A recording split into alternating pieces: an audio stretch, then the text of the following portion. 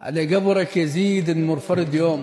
نعم أبا الشهداء، لقد أصبحت أحجار قبرك تخيف الظالمين، ولقد عاش منهجك الذي زرعته يوم الطف وما يزال يعيش إلى الآن، وهو عبارة عن صوت يتردد في أعماق كل حر.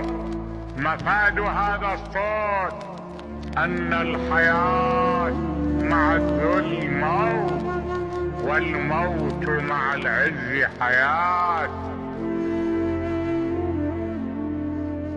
على قبرك يزيد المرفرد يوم، قبر مهدوم خاسفة الحوافر، حمايم أمهات وخيل وجنود، وتجي ويانا الألوف من المقابر. الرمح الشار راس حسين موجود، وسبايا الشام كلها تعود باكر. تجي ويانا الألوف من الضعيفين، تجي الصوبين داخل والجوادر، تجي صوب المقابر منك أشكال، المذبوح جو بيده خناجر. يا ما حسبت رضعت الموت، سيفك كان ينحت بالخواصر.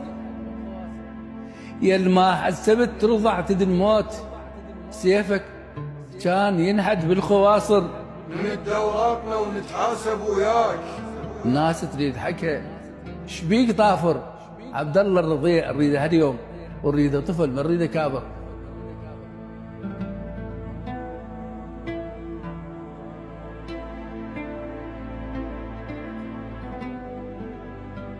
من قصر الأمارة جبت وياك حريمك والمزارع والجواهر.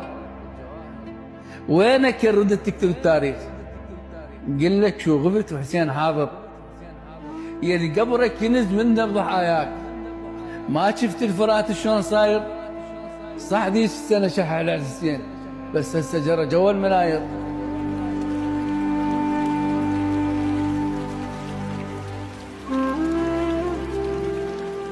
اقعد يا يزيد وخلي حاكيك، الخوف وضلال عليك كاسر. امك كانت تربي مقصات، تقص بيها الشوارب وطفاير. مشروع الأظافر والجرب زاد، بعد جلدك تحكب يا أظافر.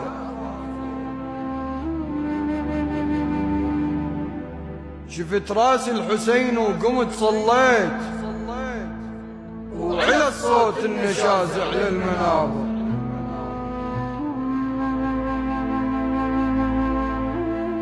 على قبرك يزيد المرفرد يوم، قبر مهدوم خاسفة الحوافر، حمايم أمهات وخيل وجنود، تجي الصوبة داخل والجواد.